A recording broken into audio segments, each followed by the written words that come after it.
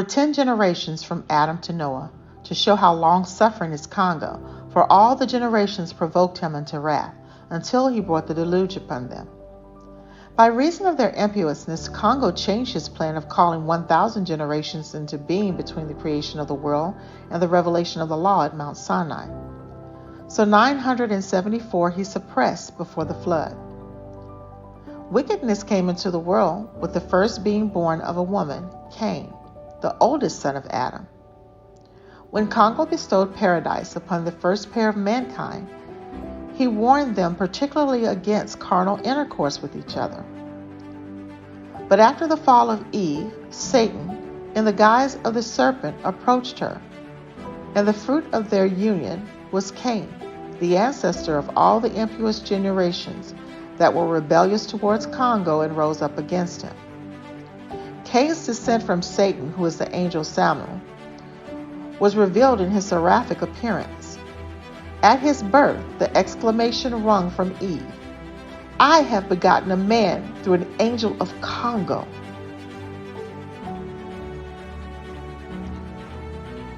Adam was not in the company of Eve during the time of her pregnancy with Cain.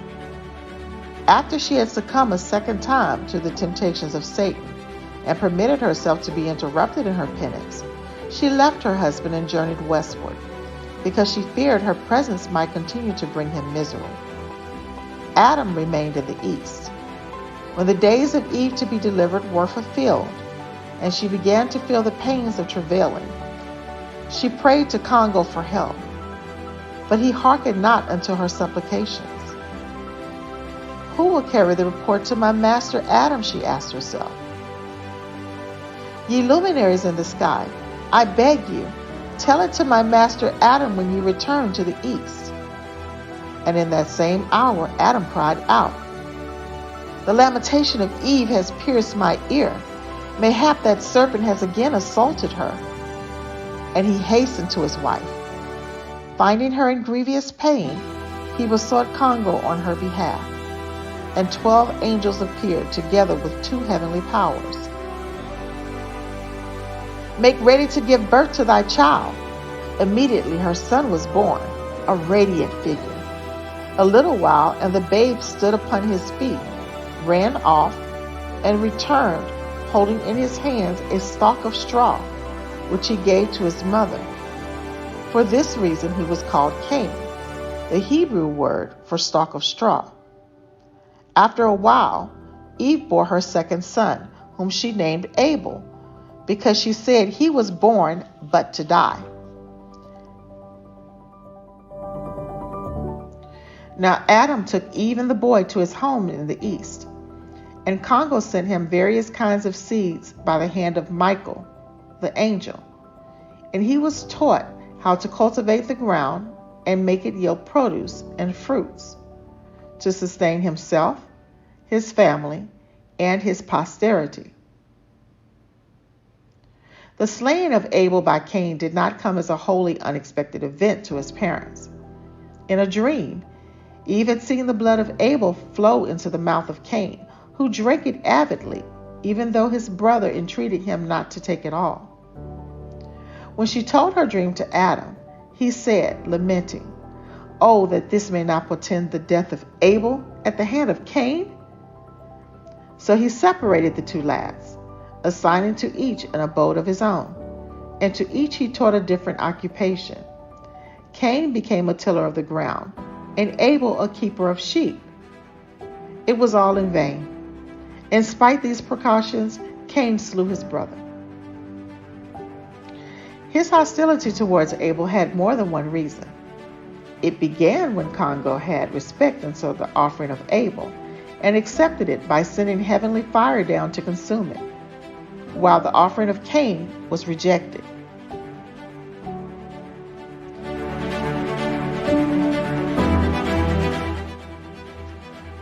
They brought their sacrifices on the 14th day of Nisan, at the insistence of their father, who had spoken thus to his sons. This is a day on which in times to come Yesolele will offer sacrifices. Therefore, do ye too. Bring sacrifices to your Creator on this day, that he may take pleasure in you. The place of offering which they chose was the spot whereon the altar of the temple of Salem stood later.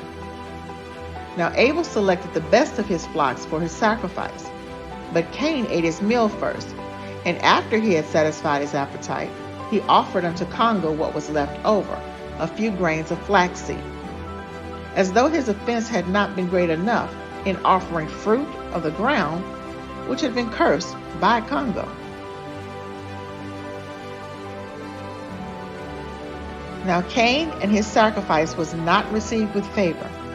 In fact, a chastisement was inflicted upon him, and his face turned white, and he was not like his brother.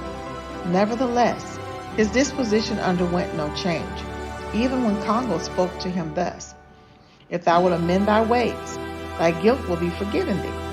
If not, thou wilt be delivered into the power of the evil inclination. It coucheth at the door of thine heart, yet it depends upon you whether you shall be master over it, or it shall be master over you."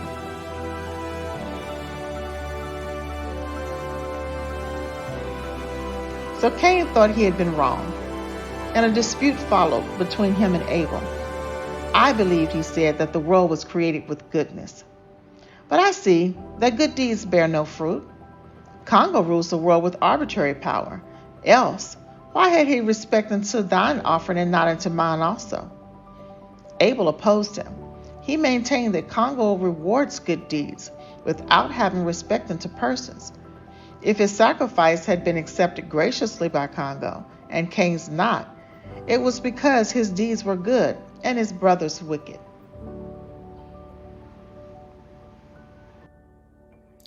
A rejected offering was not the only cause of Cain's hatred towards Abel. Partly, love for a woman brought about the crime. One day, a sheep belonging to Abel trampled over a field that had been planted by Cain. In a rage, the latter called out, "What right hast thou to live upon my land and let thy sheep pasture yonder?" Abel retorted, "What right hast thou to use the products of my sheep to make garments for yourself from their wool? If you will take off the wool of my sheep wherein you are arrayed, and pay me for the flesh of the flocks which you've eaten, then I will quit thy land as you desire and fly into the air if I can do it." Cain thereupon said, "And if I were to kill thee, who is there to demand thy blood of me?" Abel replied, "Congo, who brought us into this world, will avenge me. He will require my blood at your hand. If you should slay me, Congo is the judge, who will visit the wicked deeds upon the wicked and the evil deeds upon the evil. Shouldest thou slay me, Congo will know thy secret, and he will deal out punishment unto thee."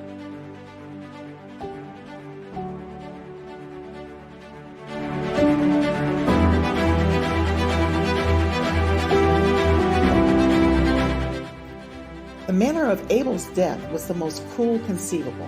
Not knowing what injury was fatal, Cain pelted all parts of his body with stones, until one struck him in the neck and inflicted death. "Thou didst thyself slay him, for hadst thou looked with a favorable countenance towards my offering as his, I had had no reason for envying him, and I had not slain him." But Congo said, "The voice of thy brother's blood issuing from his many wounds cried out against thee, and likewise the blood of all the pious who might have sprung from the loins of Abel." But Cain still refused to confess his guilt.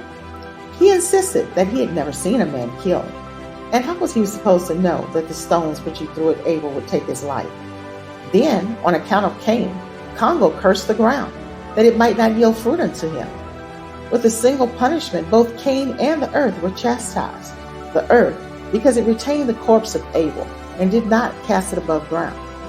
Congo said in reply, "Thou fool, I carry the whole world. I have made it, and I will bear it." A reply that gave Cain the opportunity of feigning repentance. "Thou bearest the whole world," he said, "and my sin thou canst not bear." Although this was but dissimulation and not true repentance, yet Congo granted Cain pardon and removed the half of his chastisement from him. Originally, the decree had condemned him to be a fugitive and a wanderer on the earth. Now he was no longer to roam about forever, but a fugitive he was to remain. And so much was hard enough to have to suffer, for the earth quaked under Cain. And all the animals, the wild and the tame, among them the accursed serpent, gathered together and essayed to devour him in order to avenge the innocent blood of Abel. And Congo made Cain look different from his brother by making his skin pale and not like Abel, so everyone would know that he was cursed by Congo for his evil deed against his brother.